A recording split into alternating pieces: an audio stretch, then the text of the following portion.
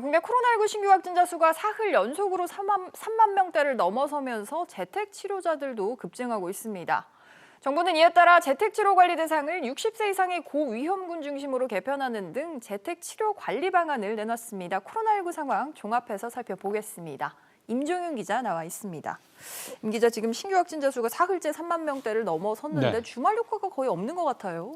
예, 말씀하신 주말 효과라는 건 주말에는 이제 검사 받는 사람들이 주니까 맞습니다. 당연히 이제 신규 확진자도 비례해서 주는 이제 그런 현상을 말하는데 표에서 보시는 것처럼 어제 그 전날보다 다소 줄긴 했는데 사흘째 신규 확진자가 3만 명대 중반 이상을 유지를 좀 하고 있습니다.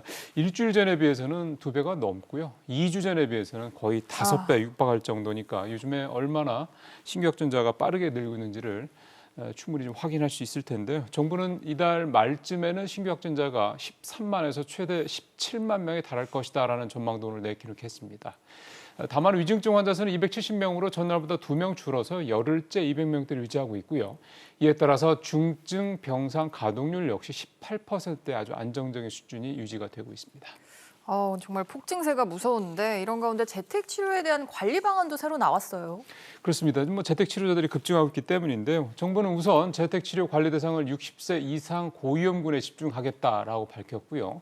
이들 집중 관리 대상을 위주로 생필품이 등 포함된 이 재택 키트를 공급하겠다고 내놨습니다. 또 재택 치료자와 같이 생활하고 있는 동거인들, 즉 가족들에 대해서도 약 처방이나 식료품 구매 등 이 필수 목적의 외출을 허용하기로 했습니다. 장기화에 대한 대비라고 볼 수가 있겠습니다. 왜 이렇게까지 하는가의 이유를 살펴보면 실제 재택 치료자가 지금 15만 명 가까이 육박하는 상황이죠. 그렇습니다. 사실은 신규 확진자가 늘어난 만큼 재택 치료도 늘어날 수밖에 없는데 네. 재택 치료자라는 거는 쉽게 말하면 이제 경증, 그러니까 위중증이 아니라 경증 환자들이라고 생각하시면 됩니다. 오늘 0시 기준으로 14만 6천 명이 넘었고요. 어제 0시 기준으로 12만 8천 명대였으니까 불과 하루 새 근 2만 명 가까이 급증을 좀 한 상황입니다.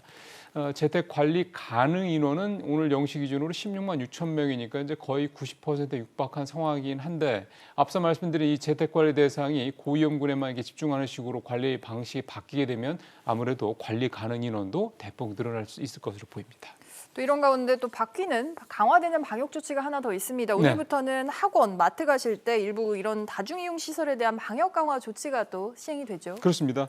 오늘부터 이제 2주간 6인 이하 9시 영업 제한 내용의 거리두기가 이제 연장이 된다라는 건 잘 알고 계실 텐데요. 이와 더불어서 좀 앵커도 말씀하셨습니다만 학원이나 독서실, 그다음에 백화점, 마트 등에 대한 방역 강화 조치가 시행이 됩니다. 일단 학원이나 독서실은 기본적으로 한 칸 띄어 앉기를 좀 해야 되고요.